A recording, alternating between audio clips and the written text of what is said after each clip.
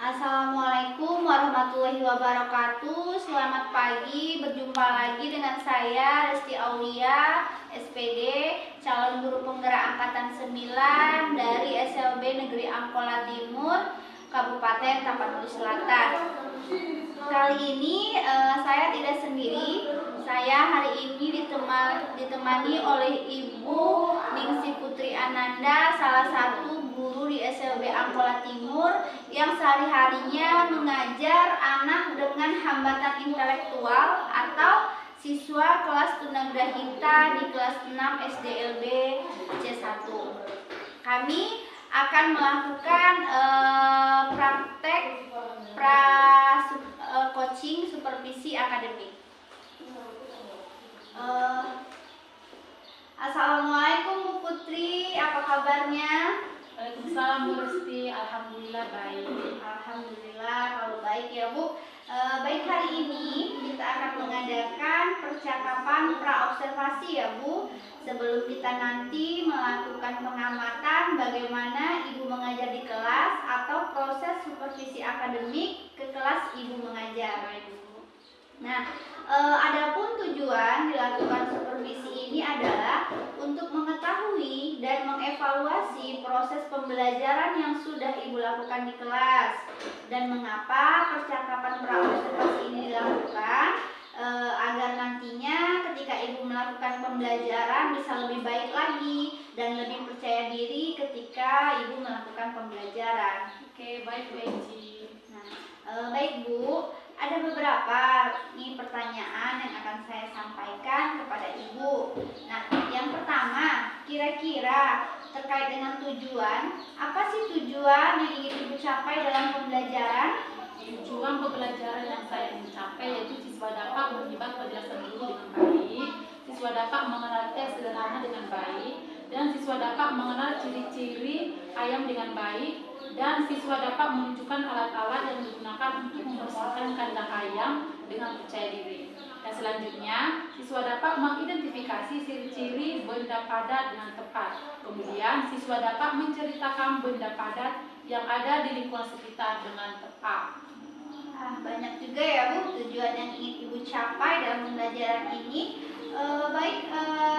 Kemudian yang kedua saya ingin menanyakan bagaimana area pengembangan yang hendak Ibu capai? Yang ingin saya kembangkan yaitu siswa dapat menyimak penjelasan guru dengan baik dengan menggunakan media gambar maupun tulisan. Kemudian siswa dapat mendemonstrasikan untuk dapat mengidentifikasi dapat membedakan ciri-ciri hewan peliharaan. Kemudian selanjutnya siswa mampu mengerjakan tugas yaitu membedakan ciri-ciri ayam jantan dan betina. Keren sekali ya Bu. Jadi tadi area pengembangan yang Ibu harapkan dari proses pembelajaran ya.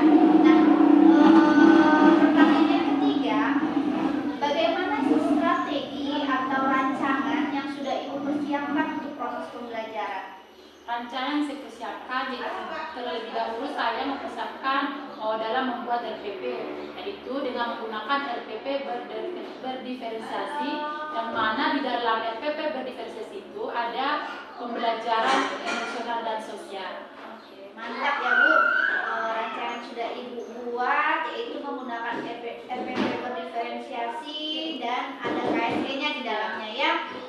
Baik Bu, bagaimana dengan metode atau media yang Ibu gunakan dalam proses pembelajaran? Saya menggunakan pendekatan saintifik dengan fase-fase, dengan mengamati, menanya, menjawab, menalar, dan mengkomunikasikan. Sedangkan metode yang saya gunakan dengan menggunakan ceramah, tanya jawab, menalar, dan pengamatan, diskusi, dan penugasan. Dalam medianya yang saya gunakan media gambar dan juga media PowerPoint. Baik Bu, sudah mantap ya Bu ya. Sudah ada metodenya, sudah ada medianya ya. Nah, saya ingin bertanya, kira-kira kapan waktunya Ibu mau melaksanakan pembelajaran? Saya ada jadwal mengajar hari Senin minggu depan di jam pertama. Oh gitu ya. Baik, jadi nanti ya Bu ya di hari Senin depan di kita akan melaksanakan proses observasi atau supervisi akademik di kelas Ibu ya. Dan saya akan mencatat informasi yang diperoleh ketika proses observasi atau supervisi akademik di kelas Ibu. Ya Bu, saya juga ingin menginformasikan bahwa nanti setelah saya melakukan observasi atau supervisi akademik dalam proses pembelajaran Ibu nanti di hari Senin, kita juga setelah itu akan melaksanakan percakapan mengenai pasca observasi. Baik Bu, terakhir saya ingin menanyakan, kira-kira apa yang Ibu dapatkan dari hasil percakapan kita hari ini? Yang saya peroleh dari percakapan ini, saya jadi mendapatkan gambaran bagaimana persiapan saya untuk mengajar dilihat dari segi metode, media, dan juga strategi pembelajaran nanti di kelas saya, Bu. Baik Bu, saya rasa percakapan praobservasi ini sudah cukup ya. Terima kasih Ibu sudah meluangkan waktunya. Mudah-mudahan apa yang kita rencanakan nanti bisa berjalan dengan lancar tanpa ada kendala ya Bu. Iya Bu, amin. Mudah-mudahan berlancar dengan baik. Terima kasih ya Bu. Nah, baik demikian ya Bu ya percakapan praobservasi ini. Sampai jumpa kembali di kegiatan observasi atau supervisi kelas dan percakapan pasca observasi. Terima kasih. Assalamualaikum warahmatullahi wabarakatuh. Kembali kasih Bu Eci. Waalaikumsalam warahmatullahi wabarakatuh.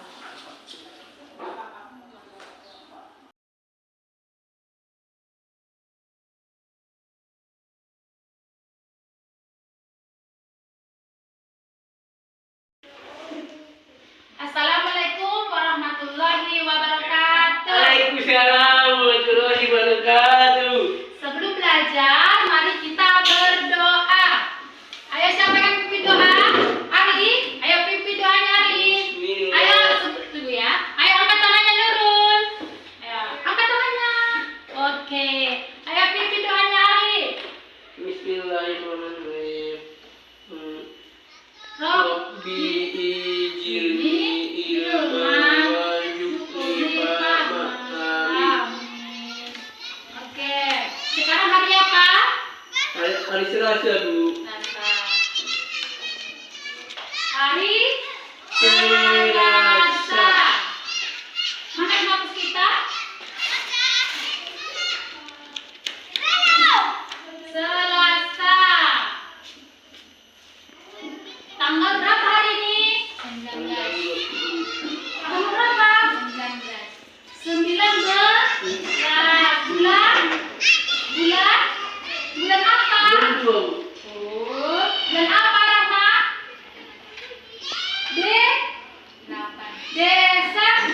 Desember. Iya. Desember. Tahun berapa? Tahun 25. Tahun berapa?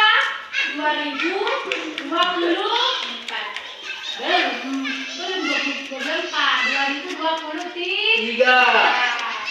Oke, sebelum kita mulai belajar, Ibu menanyakan dulu kabarnya. Bagaimana kabarnya?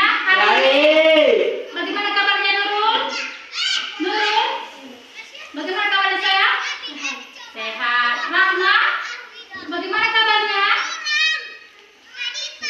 Alhamdulillah sehat. Oke, selanjutnya sebelum kita masuk ke materi, kita buat dulu kesepakatan kelas. Apa kita kesepakatan kelas kita? Materi kelas. Kesepakatan kelas kita. Ada yang apa? Rama? Apa kita kesepakatan kelas kita? Apa saya? Pertama kita buat belajar dengan fokus. Kalian setuju? Setuju, Bu. Rahma setuju?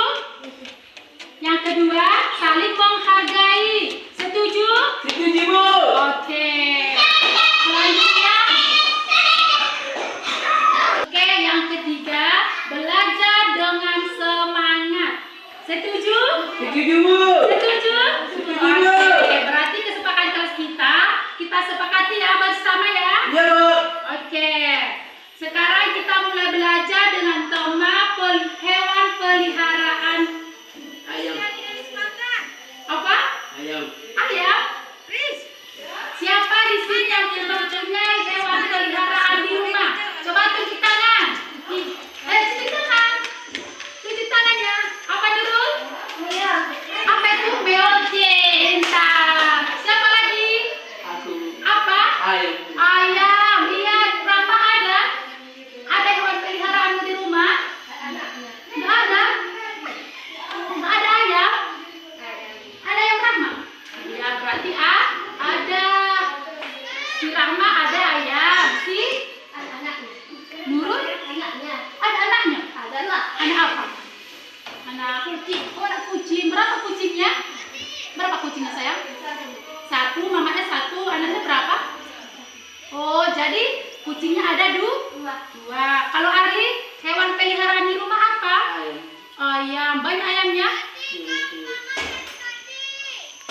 ayam apa? Ada ayam betina? Tahu? Ada ayam betina? Ayam apa lagi? Selain betina apa lagi Arli? Ada ayam? Pintar.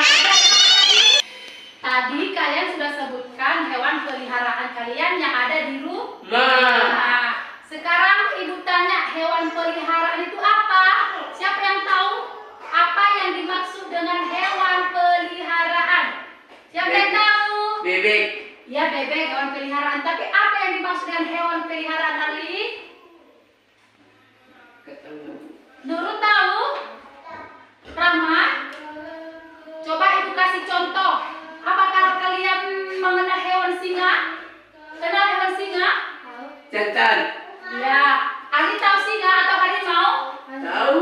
Tahu harimau? Rahma tahu harimau? Tahu. Apakah hewan harimau bisa dipelihara? Tidak. Berarti harimau tidak bisa dipelihara. Berarti dapat kita simpulkan bahwa hewan peliharaan adalah hewan yang dapat kita pelihara di lingkungan rumah. Oke, sekarang ibu kasih contoh. Ini adalah contoh hewan peliharaan yang berkaki 2. Bisa melihatnya? Bisa. Oke, ibu kasih lihat. Hewan yang berkaki Kaki 2. Hewan berkaki 2. Sudah lihat? Oke. Coba kalian sebutkan Ali, hewan yang berkaki 2, yang 2 kakinya. Bebek. Nah, pintar. Rahma? Burung, pintar. Ini Nurul, hewan apa sayang? Bebek, pintar. Ini adalah hewan peliharaan yang berkaki 2. pintar. Sekarang kita lihat. Tunggu ya. Ini contoh hewan peliharaan yang berkaki berapa? Nurul? 4. Pintar. Yeay. Berkaki 4. Contohnya apa? Hewan apa? Kambing. Pintar. Hewan apa lagi? Hewan apa? Kucing ada? Oke. Hewan apa lagi? Kambing. Kambing. Ini adalah salah satu contoh hewan berkaki 4 yang dapat kita pelihara. Iyalah. Oke.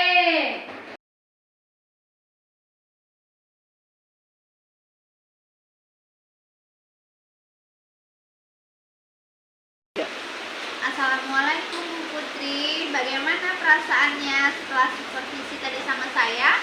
Waalaikumsalam. Alhamdulillah perasaan saya lebih tenang. Tapi sebelumnya ada sedikit dulu sibuk karena mau supervisi sama ibu. Apa-apa Bu, alhamdulillah ya Bu ya. Tadi saya juga sudah melihat proses pembelajaran Ibu. Luar biasa saya lihat tadi Ibu. Ibu sangat baik ketika mengajar. Saya juga jadi terinspirasi di mana Ibu mengajar tadi bisa membuat suasana pembelajaran cukup antusias ya bagi siswa. Terima kasih Bu.